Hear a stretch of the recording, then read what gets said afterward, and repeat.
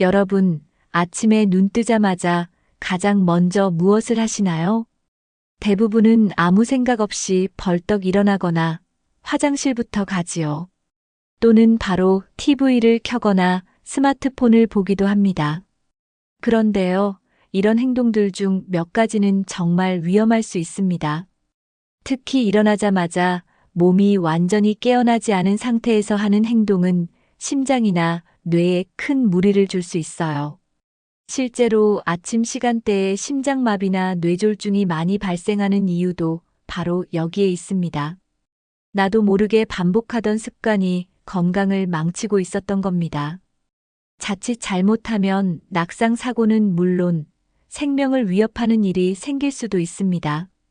그래서 오늘은 기상 직후 절대 하지 말아야 할 6가지 행동을 알려드리겠습니다.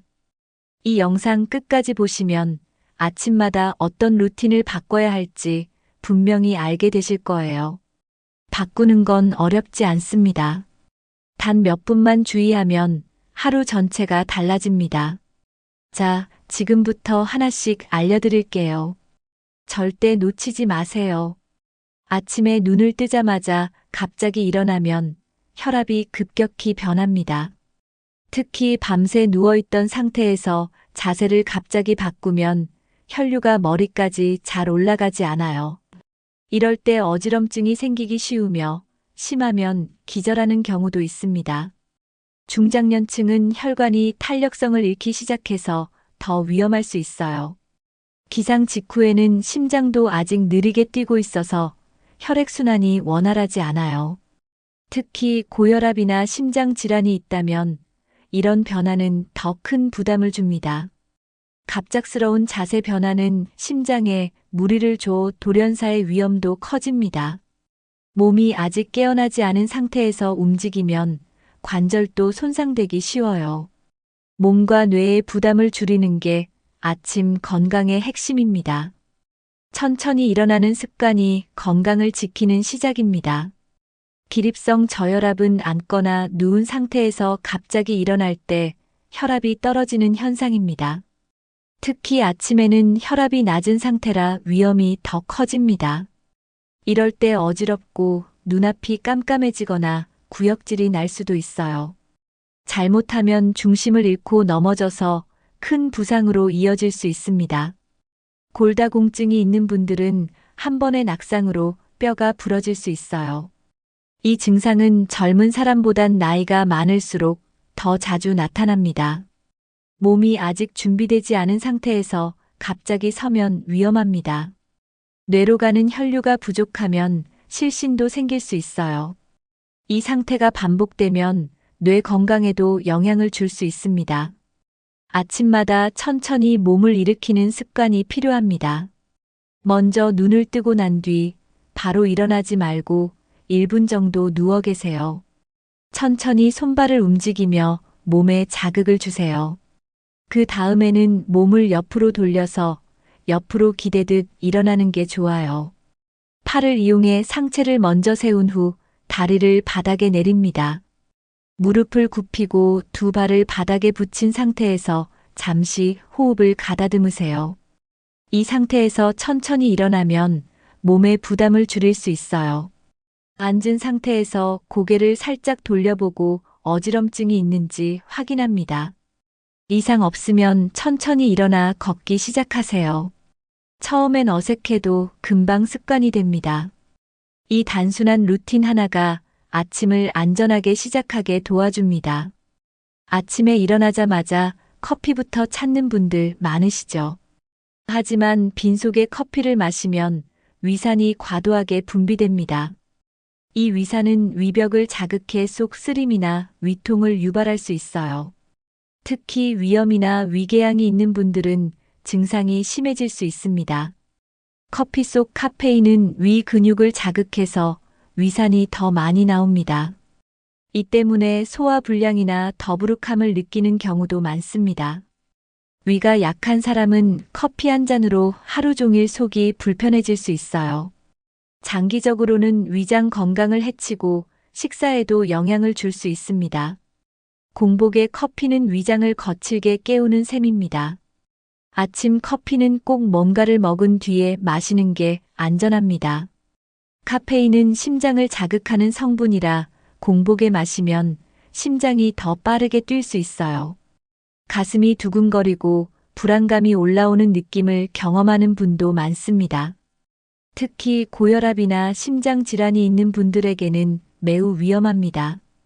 빈속 상태에서는 카페인이 더 빠르게 흡수되기 때문이에요.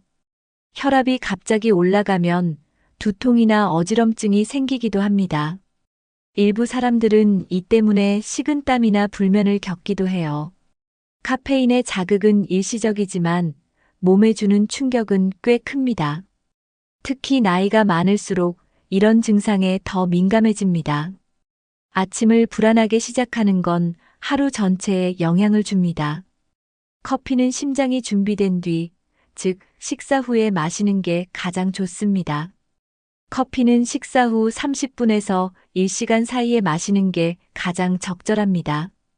이때는 위장도 어느 정도 채워져 있고 카페인의 흡수도 완화돼요. 공복 상태보다 훨씬 안정적으로 작용합니다.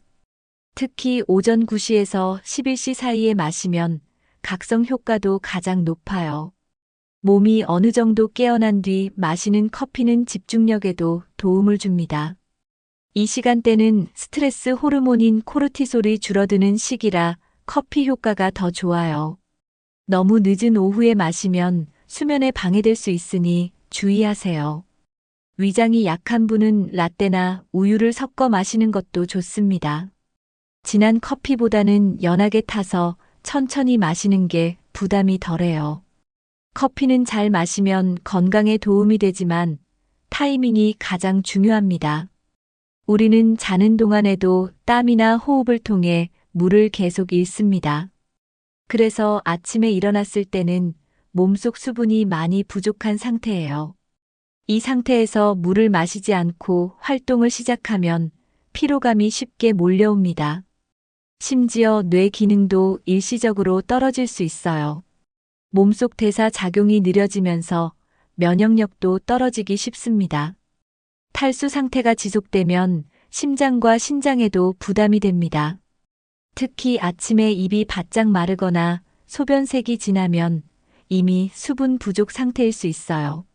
수분 부족은 혈액을 끈적하게 만들어 혈전 위험도 높입니다. 이런 상태로 하루를 시작하면 쉽게 피곤하고 기운이 없습니다. 물 한 잔으로 시작하는 아침은 몸에 신호를 보내는 첫걸음이에요. 아침에 물을 마시지 않으면 혈액 농도가 진해져 혈액순환이 원활하지 않아요. 특히 혈액 속 노폐물 농도가 올라가면 피로감이 증가합니다. 심장은 더 세게 뛰어야 하고 혈관에도 압력이 커집니다. 이로 인해 심혈관계 질환의 위험도 올라갑니다. 나이가 많을수록 혈관 탄력이 떨어지기 때문에 더욱 주의가 필요해요. 물이 부족하면 혈액 속 산소 공급도 원활하지 않게 됩니다.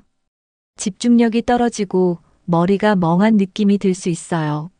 뇌졸중이나 심장마비의 위험 시간대가 아침이라는 것도 이 때문입니다. 그래서 기상 직후 물 한 잔이 혈관 건강에 매우 중요합니다. 하루의 첫 수분 보충은 생명을 지키는 시작입니다. 기상 후 10분 이내에 미지근한 물 한 잔을 천천히 마시는 것이 좋습니다.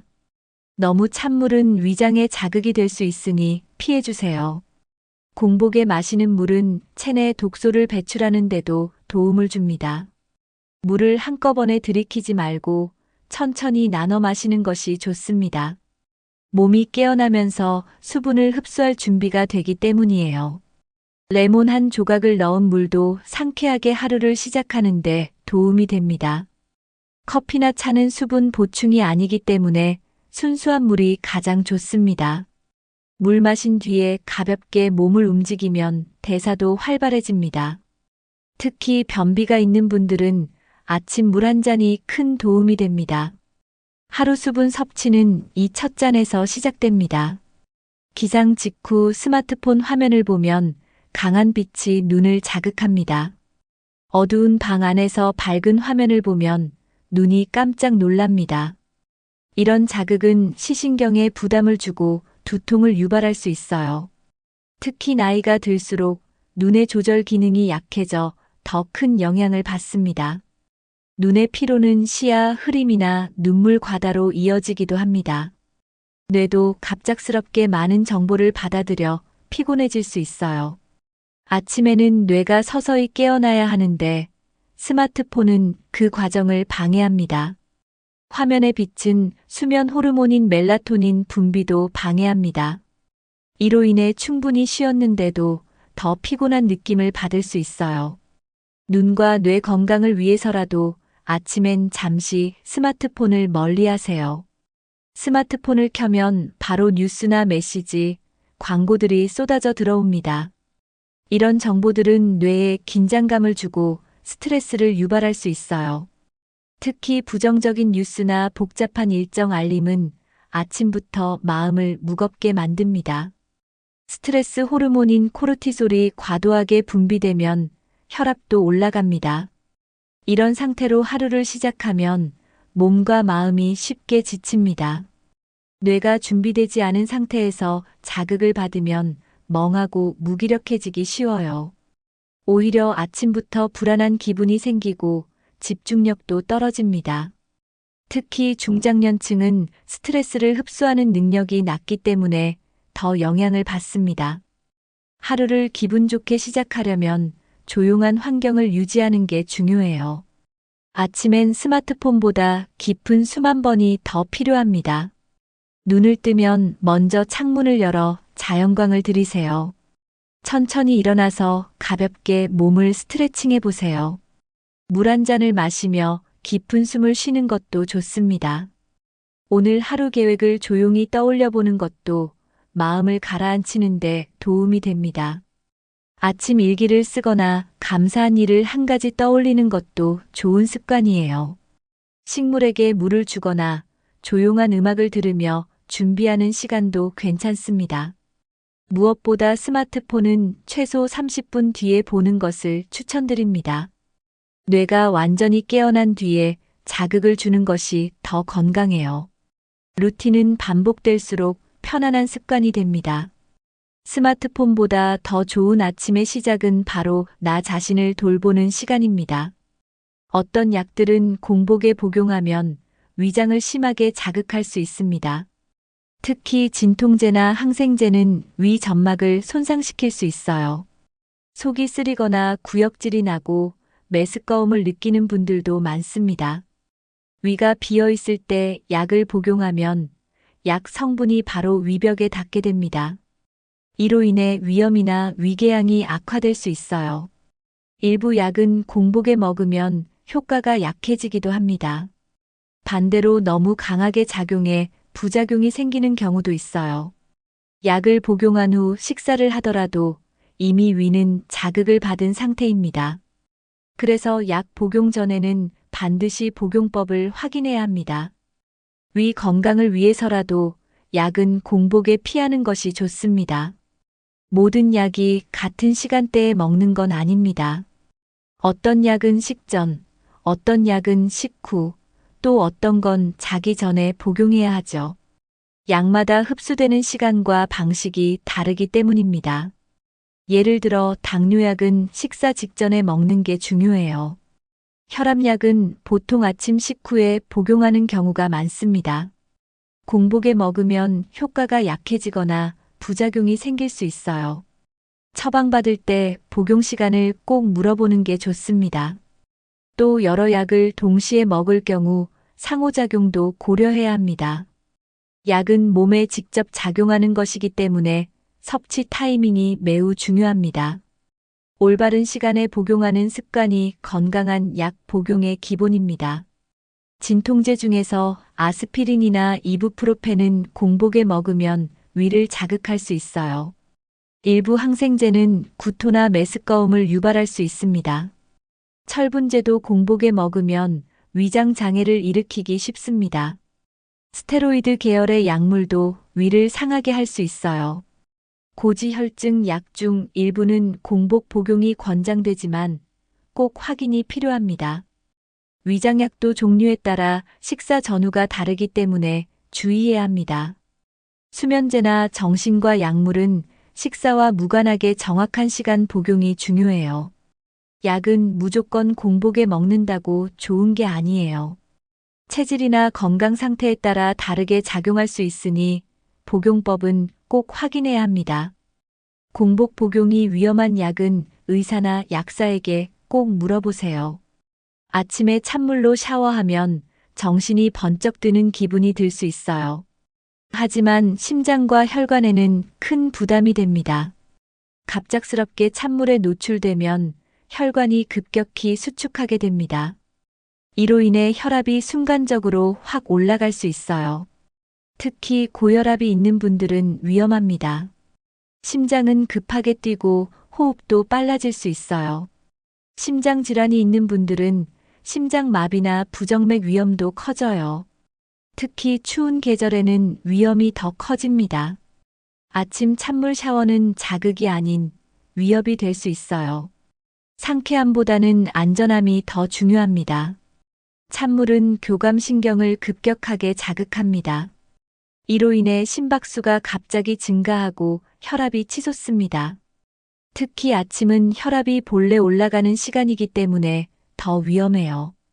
돌연사의 많은 경우가 바로 아침 시간에 발생합니다. 차가운 자극은 심장의 리듬을 깨뜨릴 수 있어요. 겨울철 찬물 샤워는 심장에 급성 스트레스를 줍니다. 기저질환이 있는 분들은 더 치명적일 수 있어요. 순간적인 자극이 심각한 결과로 이어질 수 있는 겁니다. 건강을 위해 하는 샤워가 오히려 위험을 키울 수 있어요. 아침에 찬물 샤워는 절대 피해야 합니다. 아침 샤워는 미지근한 온도로 천천히 시작하는 것이 가장 좋습니다. 물 온도는 체온보다 약간 따뜻한 정도가 적당합니다. 몸을 천천히 적시면서 심장에 자극이 가지 않게 해야 해요. 가슴부터 물을 붓기보단 손과 발부터 천천히 적시는 게 안전합니다. 샤워 시간은 보통 5분에서 10분 이내가 적당해요. 너무 오래 샤워하면 오히려 피로감이 생길 수 있습니다. 샤워 후엔 수건으로 바로 물기를 닦고 체온을 유지하세요. 욕실 안이 너무 춥지 않도록 미리 온도를 확인하는 것도 중요합니다. 샤워는 상쾌함보다는 안정된 하루 시작을 위한 준비 과정입니다. 몸을 깨우는 샤워, 올바른 온도와 방법으로 시작해 보세요. 오늘 알려드린 아침 기상 직후 절대 하지 말아야 할 6가지. 혹시 평소에 아무렇지 않게 하고 계셨던 건 없으셨나요? 잠깐의 습관이 심장과 뇌, 그리고 전신 건강에 큰 영향을 줄 수 있습니다. 특히 중장년층 이후에는 아침 행동 하나하나가 몸의 컨디션을 결정짓습니다. 갑자기 일어나지 않기, 공복에 커피 안 마시기, 스마트폰 멀리하기, 그리고 물 한 잔 챙기기, 약은 정확히 먹기, 찬물 샤워는 피하기. 이 6가지만 실천해도 하루가 달라지고 건강도 지킬 수 있습니다. 하루는 아침으로 시작됩니다. 좋은 아침 습관은 곧 긴 건강의 시작입니다. 오늘 영상 보시고 나는 어떤 습관을 꼭 고쳐야겠다 느끼셨나요? 댓글로 여러분의 아침 루틴을 공유해 주시면 다른 분들에게도 큰 도움이 됩니다. 이 영상이 도움이 되셨다면 좋아요와 구독, 그리고 주변 분들과의 공유도 꼭 부탁드립니다. 내일 아침, 오늘 배운 것부터 하나씩 실천해 보세요. 몸이 먼저 달라졌다고 말해줄 겁니다.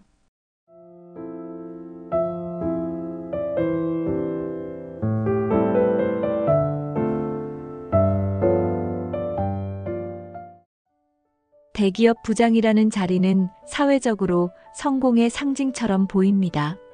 하지만 퇴직 후에는 이 화려한 타이틀이 무색해지는 순간이 찾아옵니다. 조직 안에서의 명예와 권한은 퇴직과 동시에 사라지고 남는 건 나 자신뿐입니다. 오늘 영상에서는 퇴직 후 대기업 부장이 마주하는 냉혹한 현실과 그 이유, 그리고 이를 극복하는 방법에 대해 이야기하겠습니다. 퇴직 후 삶을 성공적으로 설계하려면 지금부터 무엇을 준비해야 하는지 함께 알아보시죠. 1. 퇴직 후의 삶이 대기업 부장에게도 냉혹한 이유. 조직에서의 위치와 퇴직 후의 사회적 위치의 차이. 대기업 부장으로 일할 때는 조직 내에서의 위치가 곧 자신의 정체성을 나타냅니다. 부장의 명함은 사회적 신뢰와 영향력을 상징하며 이를 통해 여러 사람과의 관계가 형성됩니다. 하지만 퇴직 후에는 더 이상 조직의 이름으로 자신을 소개할 수 없습니다. 퇴직과 동시에 명함을 잃는다는 것은 곧 자신의 사회적 정체성을 잃는다는 의미일 수 있습니다. 나는 누구인가? 라는 질문이 현실적으로 다가오는 순간이죠. 사회적 위치가 사라지면 자신감을 잃고 공허함을 느끼는 경우가 많습니다. 특히 평생 조직에서의 성과와 성취에 의존해왔던 사람들은 퇴직 후의 삶에서 방향을 잃기 쉽습니다. 주변의 시선도 달라집니다. 조직 내에서는 부장님이라 불리며 존중받았지만 퇴직 후에는 이름으로 불리거나 심지어 과거를 기억하지 못하는 사람도 생길 수 있습니다. 사회에서의 위치 변화는 인간관계에도 영향을 미칩니다. 직장에서의 동료는 이제 전 동료가 되고 조직 내에서의 관계는 서서히 희미해집니다. 이는 사회적 고립감으로 이어질 가능성이 있습니다. 결국 조직에서의 위치와 퇴직 후의 위치는 완전히 다른 세계입니다. 이를 미리 준비하지 않으면 퇴직 후 삶에서 좌절감과 혼란을 겪는 일이 흔하게 발생합니다. 하지만 이를 인식하고 준비한다면 퇴직 후에도 스스로를 다시 정의하고 새로운 시작을 할 수 있습니다. 명함 없는 삶에서 오는 공허함과 정체성의 혼란. 퇴직 후 명함 없는 삶은 처음에는 자유로워 보일 수 있지만 곧 공허함으로 다가올 수 있습니다. 과거에는 명함 한 장으로 관계가 형성되고 새로운 기회가 만들어졌습니다. 하지만 명함이 사라진 후에는 스스로를 어떻게 소개해야 할지 막막해지는 순간이 찾아옵니다. 나는 누구인가? 라는 질문은 단순한 철학적 질문이 아니라 퇴직 후의 현실에서 직접적으로 마주하는 과제가 됩니다. 명함으로 대표되던 정체성이 사라지면서 자신의 가치를 다시 설정해야 하는 시점이 옵니다. 이는 많은 사람들에게 큰 도전이 됩니다. 특히 자신의 성취와 위치에 강한 자부심을 느꼈던 사람일수록 이 공허함은 더 크게 느껴질 수 있습니다. 과거의 화려한 경력이 더 이상 현재를 채워주지 못하기 때문입니다. 이는 자신감 상실과 더불어 새로운 관계 형성에도 어려움을 초래할 수 있습니다. 이러한 공허함은 정체성의 혼란으로 이어질 수 있습니다. 퇴직 전에는 분명한 목표와 일상이 있었지만 퇴직 후에는 모든 것이 불확실해 보입니다. 이런 변화는 때로는 우울감이나 무기력함으로 나타날 수도 있습니다. 2. 퇴직 후 준비하지 않으면 마주하는 현실. 경제적 불안정과 재정 관리의 중요성. 퇴직 후 가장 큰 현실적인 문제 중 하나는 경제적 불안정입니다.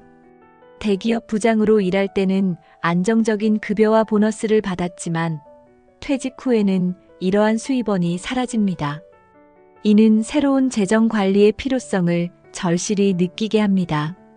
퇴직금을 잘못 관리하면 경제적 위기가 빠르게 다가올 수 있습니다. 특히 무리한 투자나 계획 없는 소비는 퇴직 후 경제적 문제의 주요 원인이 됩니다. 퇴직 후에는 정기적인 수입이 부족하기 때문에 모든 재정적인 선택이 신중해야 합니다. 퇴직 후에는 예상치 못한 지출도 발생할 수 있습니다. 자녀의 결혼 자금, 예상치 못한 의료비 또는 갑작스러운 가족 지원 요청 등은 재정적 부담을 가중시킬 수 있습니다. 이러한 상황에서 대비되지 않은 퇴직자는 큰 스트레스를 경험할 수 있습니다. 경제적 불안을 예방하려면 퇴직 전부터 장기적인 재정 계획을 세워야 합니다. 예를 들어 은퇴 후 필요한 생활비를 정확히 계산하고 저축과 투자 포트폴리오를 안정적으로 구성해야 합니다. 퇴직 후에는 과거의 소비 습관을 유지하기 어려운 경우가 많기 때문에 생활 수준을 조정하는 것도 필요합니다. 또한 퇴직 후 소득을 창출할 수 있는 활동을 미리 준비하는 것이 중요합니다. 파트타임 일자리, 강의, 컨설팅 등 새로운 수입원을 마련하면 경제적 안정감을 유지할 수 있습니다. 이는 경제적인 이득뿐만 아니라 사회적 연결을 유지하는 데도 큰 도움이 됩니다. 재정적 안정은 퇴직 후 삶의 질을 결정짓는 중요한 요소 중 하나입니다. 준비 없는 퇴직은 큰 경제적 스트레스를 초래하지만 철저한 계획과 준비는 안정된 노후를 보장할 수 있습니다. 지금부터 재정 관리에 관심을 기울이는 것이 퇴직 후 삶의 안정성을 확보하는 첫걸음입니다. 소속감 상실로 인한 우울감과 고립. 퇴직 후 가장 큰 심리적 변화 중 하나는 소속감 상실입니다. 조직에서의 동료와의 관계는 단순한 업무를 넘어 일종의 정서적 지지를 제공했습니다. 하지만 퇴직 후 이러한 관계가 희미해지면서 고립감을 느끼는 경우가 많습니다. 소속감의 상실은 종종 우울감으로 이어질 수 있습니다. 더 이상 누군가가 자신의 의견을 필요로 하지 않는다는 느낌, 매일의 목표가 사라졌다는 공허함은 심리적 건강에 부정적인 영향을 미칠 수 있습니다. 이는 자신감을 약화시키고 삶의 의욕을 잃게 만드는 요인이 됩니다. 특히 대기업 부장과 같은 고위직에서 퇴직한 사람들은 이 변화를 더 극명하게 느낄 수 있습니다. 과거에는 수많은 사람들이 자신의 의견을 듣고 따랐지만 퇴직 후에는 그러한 존중과 인정을 받기 어려워집니다. 이는 정체성의 혼란과 자존감 저하를 초래할 수 있습니다. 이 문제를 해결하려면 퇴직 후에도 새로운 소속감을 형성할 수 있는 활동을 찾아야 합니다. 지역 커뮤니티 활동, 자원봉사 또는 새로운 동호회에 참여하면 사회적 연결을 유지할 수 있습니다. 이는 단순히 사람들과의 관계를 넘어서 자신이 여전히 가치 있는 존재임을 느끼게 합니다. 건강관리 소홀과 일상 리듬의 붕괴. 퇴직 후에는 규칙적인 일상이 사라지면서 건강관리에 소홀해질 수 있습니다. 직장에서는 매일 정해진 시간에 출근하고 퇴근하며 자연스럽게 형성되던 리듬이 있었지만 퇴직 후에는 이런 구조가 무너질 가능성이 높습니다. 건강관리는 단순히 신체적 건강뿐만 아니라 정신적 건강에도 중요합니다. 규칙적인 식사와 운동 습관을 유지하지 않으면 체중 증가, 만성질환 악화 또는 피로감과 같은 문제를 경험할 수 있습니다. 더불어 불규칙한 생활은 우울감과 같은 심리적 문제를 악화시킬 수 있습니다. 퇴직 후 건강 관리를 위해서는 새로운 일상 루틴을 만드는 것이 중요합니다. 예를 들어 매일 일정한 시간에 산책을 하거나 간단한 스트레칭과 명상을 통해 몸과 마음을 돌볼 수 있습니다. 이런 작은 습관이 삶의 질을 크게 향상시킬 수 있습니다. 또한 건강 문제를 조기에 발견하고 관리하기 위해 정기적인 건강 검진을 받는 것도 중요합니다. 퇴직 후에는 건강보험이나 의료비 지원 계획을 미리 확인하고 준비해 두는 것이 경제적 부담을 줄이는 데 도움이 됩니다. 결론적으로 건강관리는 퇴직 후 삶의 핵심입니다. 규칙적인 생활 리듬을 유지하고 스스로를 돌보는 데 시간을 투자하면 퇴직 후에도 활기차고 건강한 삶을 이어갈 수 있습니다. 3. 퇴직 후 성공적으로 적응한 사람들의 공통점. 소제목 1. 새로운 목표와 도전을 찾는 적극적인 태도. 퇴직 후에도 성공적으로 적응한 사람들의 첫 번째 공통점은 새로운 목표와 도전을 찾는 적극적인 태도입니다. 이들은 퇴직을 끝이 아니라 새로운 시작으로 바라봅니다. 자신이 좋아하는 활동이나 평소에 해보고 싶었던 일에 도전하며 새로운 열정을 발견합니다. 예를 들어 취미를 직업으로 발전시키거나 지역사회 활동에 참여해 새로운 역할을 맡는 경우가 많습니다. 이렇게 새로운 목표를 설정하면 퇴직 후에도 삶의 의미와 방향성을 유지할 수 있습니다. 이는 정신적 활력을 불어넣고 일상에 활기를 더하는 중요한 요소입니다. 퇴직 후 새로운 도전을 위해 학습에 투자하는 사람들도 있습니다. 온라인 강의나 오프라인 워크숍을 통해 새로운 기술을 배우거나 오랜 관심사였던 주제를 깊이 탐구하기도 합니다. 이러한 학습은 지적 만족감을 주는 동시에 새로운 커리어나 기회를 열어줄 수 있습니다. 자신의 경험과 지식을 활용해 다른 사람들을 돕는 역할을 찾는 것도 공통적인 특징입니다. 멘토링, 강의, 자원봉사와 같은 활동은 사회적 기여를 할 수 있는 기회이자 퇴직 후에도 자신이 중요한 역할을 하고 있다는 느낌을 줍니다. 결론적으로 퇴직 후 성공적인 삶을 사는 사람들은 단순히 여가를 보내는 것이 아니라 적극적으로 삶의 새로운 방향성을 찾고 도전합니다. 이는 자신뿐만 아니라 주변 사람들에게도 긍정적인 영향을 미칩니다. 경제적 자립을 위한 준비와 실행 전략. 성공적으로 퇴직 후를 보내는 사람들은 경제적 자립에 대한 철저한 준비를 가지고 있습니다. 이들은 퇴직 전부터 재정 계획을 세워 퇴직 후에도 안정적인 생활을 유지할 수 있도록 대비합니다. 재정적 안정은 퇴직 후 삶의 중요한 기반입니다. 퇴직 후 경제적 자립을 위해 다각적인 소득원을 마련하는 것이 공통된 특징입니다. 예를 들어 일부는 파트타임 일을 시작하거나 자신의 경력을 활용해 컨설팅이나 강의를 진행합니다. 이러한 활동은 경제적 지원뿐만 아니라 사회적 관계를 유지하는 데도 긍정적인 역할을 합니다. 투자나 저축에 대한 사전 계획도 중요한 요소입니다. 퇴직 전부터 금융 전문가와 상담해 안전한 투자 방법을 찾아 퇴직금이나 연금을 안정적으로 관리합니다. 이는 퇴직 후 갑작스러운 재정적 위기를 예방하는 데 필수적입니다. 소비 습관의 변화도 경제적 안정에 기여합니다. 퇴직 후에는 불필요한 지출을 줄이고 실질적으로 필요한 부분에 집중하는 소비 습관을 가지는 것이 중요합니다. 예를 들어 대규모 주택에서 더 작은 주택으로 이사하거나 취미 활동을 저비용으로 즐길 수 있는 방법을 찾는 시기입니다. 경제적 자립은 단순히 돈을 버는 것이 아니라 자신의 삶을 안정적으로 유지하는 능력을 의미합니다. 이를 통해 퇴직 후에도 자율성을 잃지 않고 삶의 질을 높일 수 있습니다. 가족과의 관계 재정립과 사회적 연결 유지. 퇴직 후 성공적인 적응을 한 사람들은 가족과의 관계를 재정립하는 데 힘씁니다.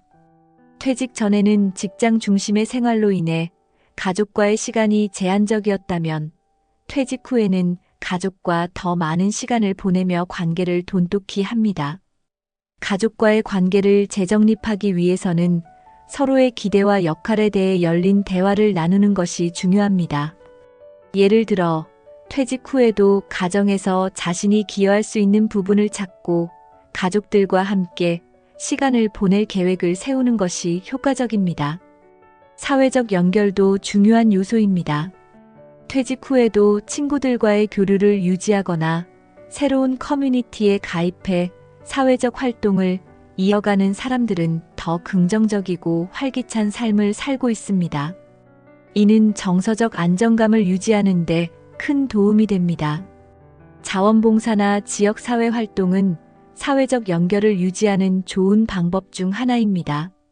자신의 경험과 지식을 공유하며 다른 사람들을 돕는 것은 퇴직 후 삶에 새로운 의미를 부여합니다.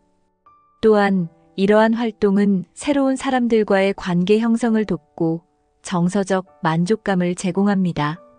결론적으로 가족과의 관계를 강화하고 사회적 연결을 유지하는 것은 퇴직 후 삶을 풍요롭게 만드는 핵심 요소입니다.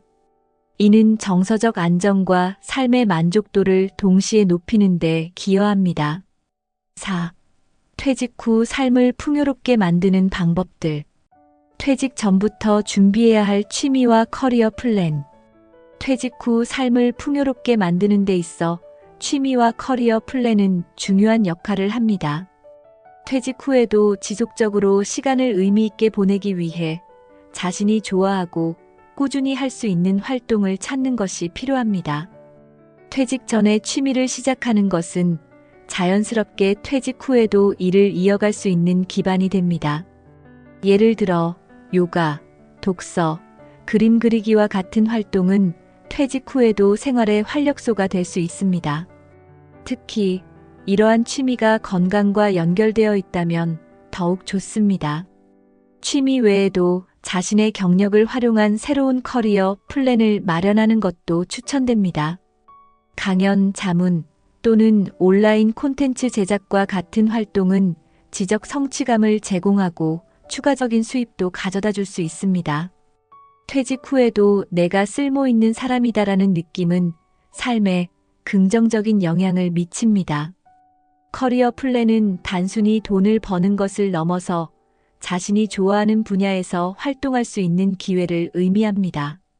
예를 들어 누군가는 평생 좋아했던 음악을 가르치거나 지역사회에서 강연을 진행할 수도 있습니다. 이는 새로운 인간관계를 형성하는 데도 도움이 됩니다.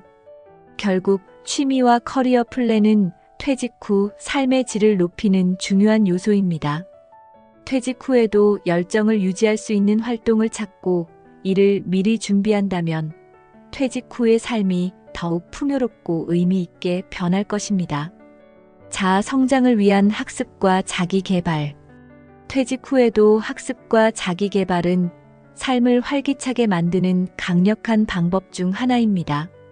많은 사람들은 퇴직 후에 배움이 끝났다고 생각하지만 사실 새로운 것을 배우는 것은 노후에도 삶의 질을 높이는 중요한 활동입니다. 새로운 기술을 배우거나 취미를 심화시키는 과정은 뇌를 자극하고 기억력을 향상시키는 데도 도움을 줍니다. 예를 들어 외국어를 배우거나 새로운 악기를 연주하는 것은 즐거움과 성취감을 동시에 가져다 줄 수 있습니다. 온라인 학습 플랫폼과 지역 커뮤니티에서 제공하는 강의는 퇴직 후에도 학습을 계속할 수 있는 좋은 자원입니다. 예를 들어 요리 강습, 사진 클래스 또는 컴퓨터 프로그램 배우기 같은 과정은 새로운 도전을 즐기는 방법이 될 수 있습니다. 자기 개발은 개인적인 만족감을 넘어 사회적 연결로도 이어질 수 있습니다. 같은 관심사를 가진 사람들과 함께 학습하거나 프로젝트를 진행하면 새로운 인간관계를 형성하는 기회가 됩니다. 이는 퇴직 후의 고립감을 줄이는 데도 효과적입니다. 결론적으로 퇴직 후에도 배우고 성장하려는 태도는 삶에 활력을 더하고 자신을 새롭게 발견하는 기회를 제공합니다. 학습과 자기 개발은 퇴직 후에도 계속 자신을 발전시키고 싶어 하는 사람들에게 이상적인 선택입니다. 건강한 루틴과 지역사회 활동 참여의 효과. 퇴직 후에는 규칙적인 생활 루틴을 유지하는 것이 무엇보다 중요합니다. 일상적인 루틴은 삶의 안정감을 주고 건강을 유지하는 데 필수적인 역할을 합니다. 예를 들어 매일 일정한 시간에 일어나고 식사하며 운동하는 습관을 가지는 것이 도움이 됩니다. 건강한 루틴을 유지하면 몸뿐만 아니라 마음도 안정됩니다. 규칙적인 운동은 신체 건강을 유지하는 데 효과적일 뿐만 아니라 스트레스를 줄이고 기분을 좋게 만드는 데 도움을 줍니다. 아침 산책이나 가벼운 요가는 좋은 시작이 될 수 있습니다. 또한 지역 사회 활동에 참여하는 것은 퇴직 후에도 삶에 활력을 불어넣는 훌륭한 방법입니다. 자원봉사, 지역 모임 또는 동호회에 가입하면 새로운 사람들을 만나고 사회적 연결을 유지할 수 있습니다. 이러한 활동은 개인적으로도 사회적으로도 큰 만족감을 줍니다. 지역 사회 활동은 자신의 경험과 지식을 나눌 수 있는 기회를 제공합니다. 예를 들어 지역 청소년을 위한 멘토링 프로그램에 참여하거나 환경보호 활동에 나서는 것은 삶의 의미를 더합니다. 이는 자신이 사회의 중요한 일원임을 느끼게 하는데도 도움이 됩니다. 결론적으로 건강한 루틴과 지역사회 활동은 퇴직 후 삶을 더 풍요롭게 만드는 중요한 요소입니다. 이를 통해 퇴직 후에도 활기차고 행복한 삶을 이어갈 수 있습니다. 퇴직은 끝이 아니라 새로운 시작입니다. 오늘 다룬 내용을 참고해 퇴직 후에도 의미 있고 풍요로운 삶을 설계해 보세요. 지금부터 준비한다면 퇴직 후의 삶도 충분히 행복할 수 있습니다. 이 영상이 유익하셨다면 구독과 좋아요를 눌러주시고 여러분의 퇴직 후 계획과 경험을 댓글로 나눠주세요. 함께 더 나은 미래를 만들어 봅시다.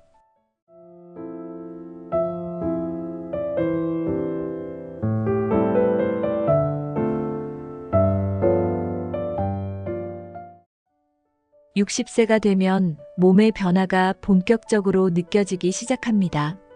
하지만 100세까지 건강을 유지한 의사가 있습니다.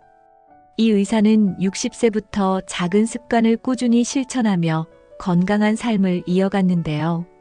오늘은 그가 100세까지 지켜온 건강 습관들을 하나씩 소개해 드리겠습니다. 특별한 비법이 아니라 누구나 실천할 수 있는 간단한 방법들입니다.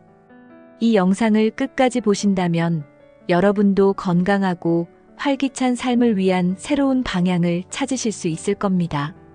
1. 60세 이후에도 건강을 유지하는 데 중요한 생활 습관. 매일 일정한 시간에 자고 일어나는 규칙적인 수면 패턴. 수면은 건강한 삶의 기본입니다.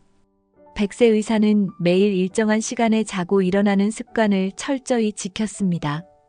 밤 10시에 자고 아침 6시에 일어나는 규칙적인 수면 패턴을 유지하며 몸의 자연스러운 리듬을 최대한 존중했습니다. 규칙적인 수면은 단순히 피로를 푸는 것 이상입니다. 이는 몸의 재생 능력을 극대화하고 면역력을 강화하는 데 핵심적인 역할을 합니다. 수면 부족은 신체적, 정신적 건강에 큰 영향을 미치며 만성 피로나 각종 질환의 원인이 될 수 있습니다. 특히 그는 자기 전에 전자기기를 멀리하고 조명을 어둡게 조절하며 수면의 질을 높였습니다. 스마트폰과 같은 전자기기의 블루라이트는 수면 호르몬인 멜라토닌 분비를 억제하기 때문에 이를 피하는 것이 중요합니다. 이 습관을 꾸준히 지킨 덕분에 그는 60세 이후에도 아침에 활력을 느끼며 하루를 시작할 수 있었습니다.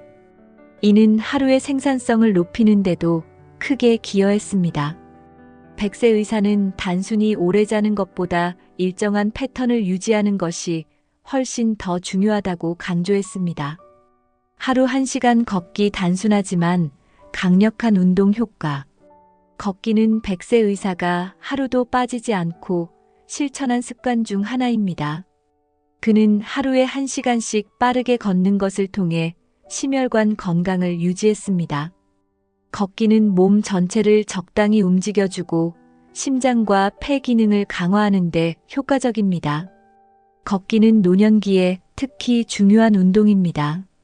관절에 무리가 가지 않으면서도 혈액순환을 원활하게 하고 근력을 유지하는 데 도움을 줍니다. 그는 날씨와 관계없이 실내 또는 실외에서 걷기를 꾸준히 실천했습니다. 걷는 동안 마음의 스트레스도 자연스럽게 해소되었습니다. 그는 걷는 시간을 단순한 운동 시간이 아니라 스스로와 대화하고 생각을 정리하는 시간으로 활용했습니다. 이러한 정신적 효과도 걷기의 중요한 장점입니다. 또한 걷기는 규칙적인 운동 습관을 만들어주는데 큰 도움이 됩니다. 그는 매일 같은 시간에 걷는 습관을 들였고 이는 일상생활의 중심이 되었습니다. 걷기를 꾸준히 실천한 결과 그는 무릎 관절이나 허리 통증 같은 노년기의 흔한 문제를 피할 수 있었습니다. 걷기는 단순하지만 이를 꾸준히 실천하면 신체적 건강뿐 아니라 정신적 건강에도 놀라운 효과를 발휘합니다.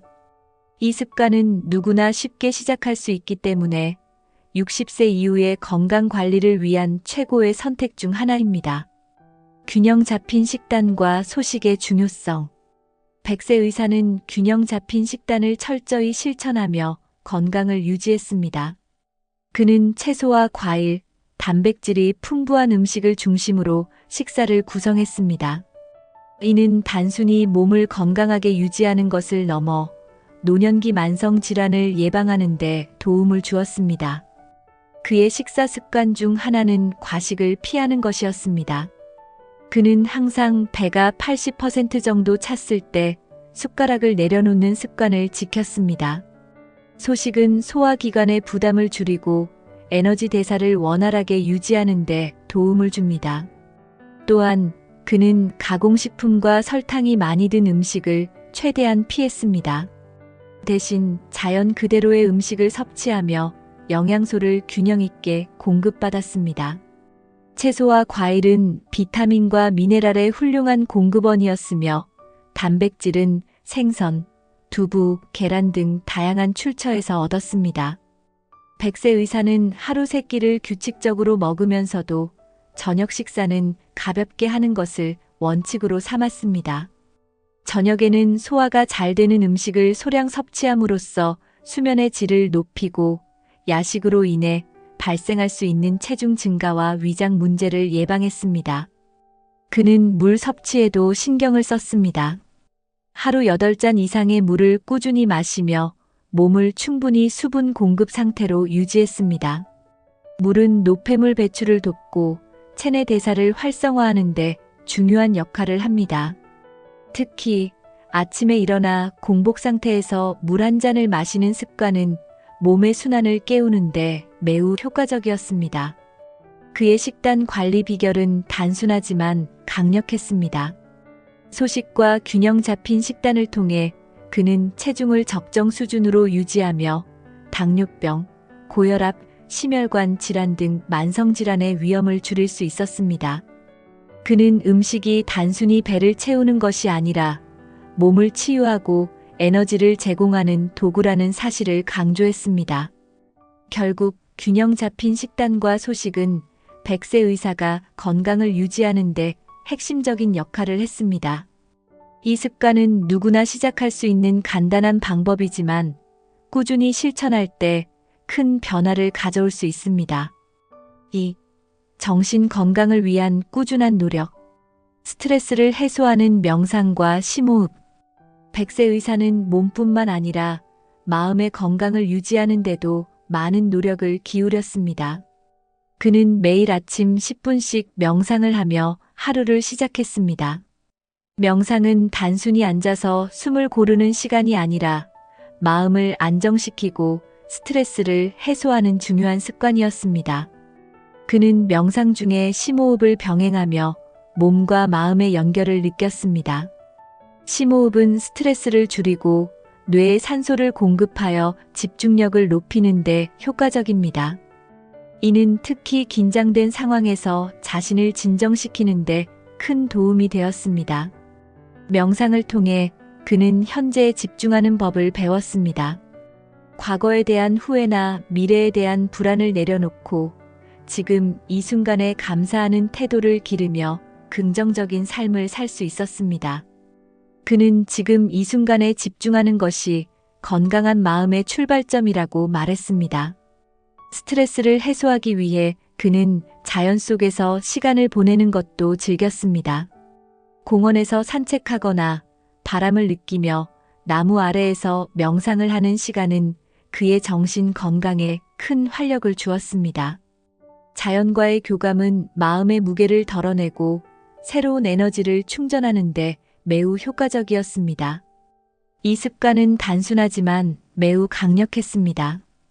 그는 스트레스를 해소하지 않으면 건강한 몸도 유지하기 어렵다고 강조했습니다. 마음의 건강이 몸의 건강을 결정짓는 중요한 요소라는 점을 그는 누구보다 잘 이해하고 있었습니다. 감사를 표현하며 긍정적인 태도 유지하기. 100세 의사는 매일 감사하는 시간을 가졌습니다. 하루를 마무리하며 그날 있었던 감사한 일을 3가지씩 떠올리는 습관은 그의 정신 건강에 큰 영향을 미쳤습니다. 이는 긍정적인 태도를 유지하는 데 매우 효과적이었습니다. 감사를 표현하는 습관은 그의 삶을 더 행복하고 풍요롭게 만들었습니다. 작은 일에도 감사하는 태도는 스트레스를 줄이고 삶의 만족도를 높이는 데 도움을 주었습니다. 그는 감사는 마음의 근육을 키우는 운동과 같다고 말했습니다. 그는 주변 사람들에게 감사의 마음을 자주 표현했습니다. 가족, 친구, 동료들에게 작은 감사의 인사를 전하며 주변과의 관계를 돈독히 유지했습니다. 이는 단순히 예의가 아니라 서로에게 긍정적인 에너지를 주고받는 소중한 순간이었습니다. 또한 그는 자신에게도 감사하는 법을 배웠습니다. 자신의 노력과 성취에 대해 인정하며 자신을 소중히 여기는 태도를 가졌습니다. 이는 자존감을 높이고 더 나은 자신을 만들어가는 원동력이 되었습니다. 감사하는 마음은 단순히 정신적인 안정감을 넘어서 신체 건강에도 긍정적인 영향을 미쳤습니다. 연구에 따르면 감사를 느끼는 사람들은 스트레스 호르몬인 코르티솔 수치가 낮아지고 면역력이 강화된다고 합니다. 백세 의사는 이를 몸소 실천하며 그 효과를 경험했습니다. 책 읽기와 새로운 것 배우기로 뇌 건강 유지. 백세 의사는 매일 책을 읽으며 지적 자극을 유지했습니다. 그는 독서를 단순한 취미가 아니라 뇌를 활성화하고 기억력을 강화하는 중요한 도구로 여겼습니다. 다양한 주제의 책을 읽으며 새로운 관점과 아이디어를 얻었고 이를 통해 끊임없이 배움을 이어갔습니다. 특히 그는 새로운 기술이나 지식을 배우는 것을 두려워하지 않았습니다. 예를 들어 60대 후반에 컴퓨터 사용법을 배우고 이후에는 스마트폰과 인터넷을 익히며 세상과 소통하는 방식을 확장했습니다. 새로운 것을 배우는 과정은 뇌를 끊임없이 자극하여 노화로 인한 인지 저하를 예방하는 데 큰 도움이 되었습니다. 그는 뇌는 사용하지 않으면 퇴화하지만 꾸준히 사용하면 계속 발전한다고 말하며 지적 호기심을 유지하는 것이 얼마나 중요한지 강조했습니다. 그는 또한 퀴즈나 퍼즐을 풀며 뇌의 창의성을 자극하고 뇌세포 간의 연결을 강화하는 활동을 즐겼습니다. 책을 읽거나 새로운 것을 배우는 것은 단순히 뇌 건강에 좋을 뿐만 아니라 정서적 안정감도 제공합니다. 그는 책을 통해 삶의 지혜를 배우고 다른 사람들의 경험을 통해 자신의 삶을 더 깊이 이해할 수 있었다고 전했습니다. 독서와 학습은 사람들과의 대화에서도 긍정적인 역할을 했습니다. 그는 새로운 이야깃거리를 통해 사회적 관계를 더 풍요롭게 만들었으며 이를 통해 외로움을 극복하고 더 의미 있는 대화를 나눌 수 있었습니다. 결론적으로 책 읽기와 새로운 기술 배우기는 백세 의사가 뇌 건강을 유지하는 데 있어 핵심적인 역할을 했습니다. 이 습관은 지적 호기심을 충족시키는 동시에 노년기 삶의 질을 높이는 중요한 요소였습니다. 3. 사회적 연결과 관계 유지의 중요성. 가족과 정기적으로 연락하며 정서적 안정감 찾기. 백세 의사는 가족과의 관계를 매우 중요하게 생각했습니다. 그는 매주 가족과 시간을 보내거나 전화를 통해 안부를 묻는 습관을 꾸준히 지켰습니다. 이러한 소통은 단순히 안부를 확인하는 것을 넘어 정서적인 유대를 강화하는 중요한 역할을 했습니다. 그는 가족과의 대화에서 자신의 경험을 나누며 자녀와 손주들에게 지혜와 교훈을 전달하는 것을 즐겼습니다. 이는 가족들에게도 큰 영감을 주었으며 세대 간의 관계를 더욱 돈독히 하는 계기가 되었습니다. 또한 그는 가족과의 관계에서 감사와 칭찬을 아끼지 않았습니다. 작은 일에도 고마움을 표현하며 가족 구성원들에게 긍정적인 영향을 주었습니다. 이런 태도는 가족 간의 갈등을 줄이고 서로를 더 이해하고 존중하는 문화를 만들어냈습니다. 가족과의 정기적인 소통은 그의 정서적 안정에 크게 기여했습니다. 그는 가족과의 관계는 나이가 들어갈수록 더욱 소중하다고 말하며 가족이야말로 삶의 중요한 지지 체계라고 강조했습니다. 동호회와 자원봉사로 사회적 유대 강화. 사회적 활동은 100세 의사의 삶에서 중요한 부분을 차지했습니다. 그는 퇴직 후에도 다양한 동호회에 참여하며 새로운 사람들을 만나고 자신의 관심사를 함께 공유했습니다. 이러한 활동은 단순한 즐거움을 넘어 사회적 유대감을 유지하는 데 큰 역할을 했습니다. 특히 그는 자원봉사 활동을 통해 자신이 사회에 기여할 수 있다는 자부심을 느꼈습니다. 예를 들어 지역 청소년을 위한 멘토링 프로그램에 참여하거나 환경보호 활동에 동참하며 지역 사회에 긍정적인 영향을 미쳤습니다. 그는 이러한 활동이 단순히 시간을 보내는 것을 넘어서 삶의 의미를 찾는 데 도움을 준다고 믿었습니다. 다른 사람들과의 교류는 외로움을 예방하는 데 효과적이며 정서적 안정감을 유지하는 데도 큰 도움을 주었습니다. 친구와의 작은 만남을 꾸준히 이어가기. 100세 의사는 친구들과의 만남을 삶의 중요한 부분으로 여겼습니다. 그는 친구는 나이가 들어갈수록 삶에 활력을 주는 존재라고 강조하며 정기적으로 친구들과 만나 시간을 보냈습니다. 함께 식사를 하거나 산책을 하며 나누는 대화는 그의 정서적 안정과 행복감을 유지하는 데 큰 기여를 했습니다. 친구들과의 만남은 단순한 소통을 넘어 서로의 건강과 삶을 체크하는 기회가 되었습니다. 그는 친구들에게서 배울 점을 찾고 서로의 경험을 나누며 새로운 관점을 얻었습니다.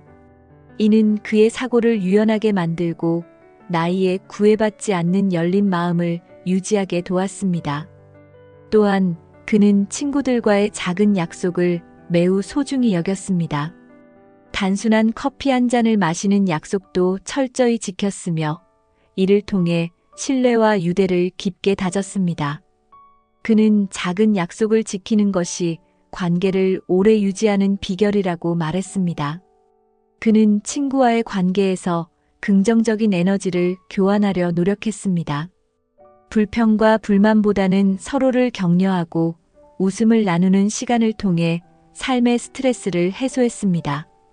이런 만남은 친구뿐만 아니라 그의 마음에도 긍정적인 영향을 주었습니다. 100세 의사는 친구와의 관계를 통해 자신의 외로움을 줄이고 삶의 활력을 유지했습니다. 그는 좋은 친구가 많을수록 나이가 들어도 외롭지 않고 더 건강하게 살 수 있다고 말하며 나이가 들어도 관계의 중요성을 간과하지 않았습니다. 4. 몸의 균형을 유지하기 위한 특별한 습관. 하루 10분 스트레칭과 유연성 강화 운동. 100세 의사는 매일 아침 10분씩 스트레칭을 하는 습관을 지켰습니다. 이는 관절과 근육을 유연하게 유지하고 혈액순환을 촉진하는 데 도움을 주었습니다. 그는 나이가 들수록 몸이 굳기 쉽기 때문에 스트레칭이 필수적이라고 강조했습니다. 그가 추천한 스트레칭은 목과 어깨를 부드럽게 풀어주는 동작, 허리와 다리를 늘리는 동작 등이 포함되어 있었습니다. 간단하지만 꾸준히 실천하면 일상생활에서의 움직임이 훨씬 편안해진다고 말했습니다. 특히 그는 아침에 몸을 깨우는 스트레칭이 하루의 시작을 활기차게 만든다고 강조했습니다. 또한 그는 나이가 들어가며 균형 감각이 약화될 수 있음을 인지하고 이를 강화하는 운동도 병행했습니다. 예를 들어 한쪽 다리로 서 있는 동작이나 천천히 걸으며 균형을 잡는 연습을 통해 낙상의 위험을 줄였습니다. 이는 노년기 사고를 예방하는 데 큰 도움이 되었습니다. 매주 한 번의 건강 체크 혈압, 혈당, 체중 관리. 100세 의사는 매주 한 번 스스로 건강 상태를 점검하는 습관을 유지했습니다. 혈압, 혈당, 체중 같은 기본적인 건강 지표를 주기적으로 확인하며 자신의 몸 상태를 꾸준히 모니터링했습니다. 이는 건강 문제를 조기에 발견하고 관리할 수 있는 중요한 방법이었습니다. 그는 간단한 가정용 혈압계와 혈당 측정기를 사용해 자신을 점검했으며 이상이 발견되면 즉시 병원을 방문했습니다. 이를 통해 그는 심각한 건강 문제로 이어질 가능성을 사전에 차단할 수 있었습니다. 그는 건강 관리는 큰 변화보다 작은 관심에서 시작된다고 말했습니다. 체중 관리도 그의 중요한 습관 중 하나였습니다. 나이가 들수록 신진대사가 느려지기 때문에 체중 증가를 방치하면 관절 부담과 만성 질환 위험이 높아질 수 있습니다. 그는 균형 잡힌 식단과 꾸준한 운동으로 체중을 안정적으로 유지했습니다. 꾸준한 물 섭취와 간단한 해독 습관. 물 섭취는 그의 건강 유지에 있어 또 하나의 핵심 요소였습니다. 백세 의사는 하루 8잔 이상의 물을 마시며 체내 수분 균형을 유지했습니다. 특히 아침 공복에 마시는 한 잔의 물은 신체 순환을 돕고 소화를 촉진하는 데 효과적이었습니다. 그는 해독을 위한 간단한 습관도 실천했습니다. 예를 들어 이틀에 한 번은 따뜻한 물에 레몬즙을 섞어 마시는 것을 추천했습니다. 이는 몸의 독소를 배출하고 피로를 줄이는 데 도움이 된다고 믿었습니다. 이러한 작은 습관들은 몸에 큰 변화를 가져왔습니다. 그는 또한 알코올과 과도한 카페인 섭취를 피하며 물과 허브차 같은 건강한 음료를 즐겼습니다. 이런 선택은 신체와 정신의 균형을 유지하는 데 긍정적인 영향을 미쳤습니다. 100세까지 건강을 유지하는 비결은 거창한 변화가 아니라 작은 습관을 꾸준히 실천하는 데 있었습니다. 오늘 소개한 습관을 참고하여 60세 이후에도 건강하고 활기찬 삶을 이어가세요.